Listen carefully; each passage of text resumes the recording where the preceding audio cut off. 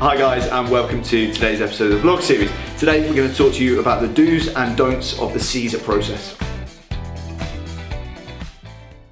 Okay, the do's of CESR, the things you definitely do need to do.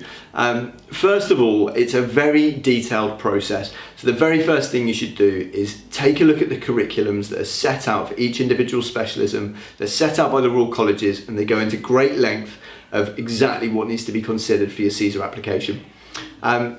Have a look through and understand the assessment process, understand exactly what is being asked of you. If there's logbooks that you need to support your evidence for your portfolio, or you need to get feedback from your peers or references or whatever it might be, understand and really thoroughly take a look through what that assessment process looks like. Thirdly, look at the format that they want the piece put together in. It can often be hundreds of pages of documentation, so you want to make sure that it's all put together correctly and well divided up so that it's in the right sections and you can send it straight to the Royal College. The final thing, of course, when you're considering this, there is lots and lots of documentation to collect, so begin collecting it as early as possible. Consider that cross borders and in different countries, things might not be exactly the same as they are here in the NHS. So if you are being asked to exemplify a portfolio of lots of procedures, you may need to start collecting that data in some format that lines up with the Royal College's expectations in the UK.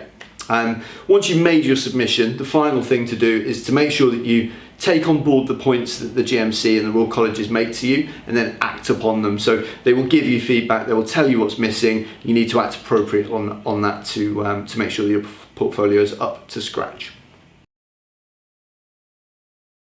Okay, so here are the don'ts of CESR, the things that you should definitely avoid doing and the pitfalls. First of all, make sure that you don't submit your application until you've got as much of the evidence together as you possibly can. The last thing you want to do is end up in a back and forth with the GMC and the Royal Colleges with the things that you're missing. So make sure you've portrayed yourself as accurately as you possibly can with as much of the evidence as you can possibly get together. Don't submit anything that's unnecessary, don't duplicate anything.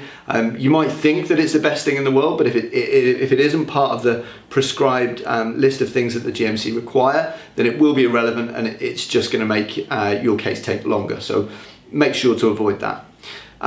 Thirdly, really making sure that you actually evidence the things that you're putting forward rather than writing a statement saying, I complete these procedures. You need to evidence where you've actually done that. So using a logbook or data from your reporting systems or evidence from references from your colleagues or whatever it might be, but making sure that you actually back things up rather than just making statements, I do this, I do that. You need to back them up with evidence. Don't forget to check updated standards. It's really important that everything you submit aligns with everything that's current and correct. These things change all the time, so you should keep abreast of the Royal College updates to make sure that everything is tip-top as of today's standards. And finally, don't presume that this will be a quick process. If you're going through full CESR or CESR CP, it is a long and ongoing process. There's a lot of documentation to acquire and to put together, and don't presume that the GMC won't come back and ask for more things or extra evidence for different things. So it is a lengthy process, be fully aware of that. Thanks so much for listening to today's video on CESR. If you are completing the CESR process at the moment, or if you've got any questions or anything we can help with, please do get in touch. As always, we'll put the contact details up at the end of the video.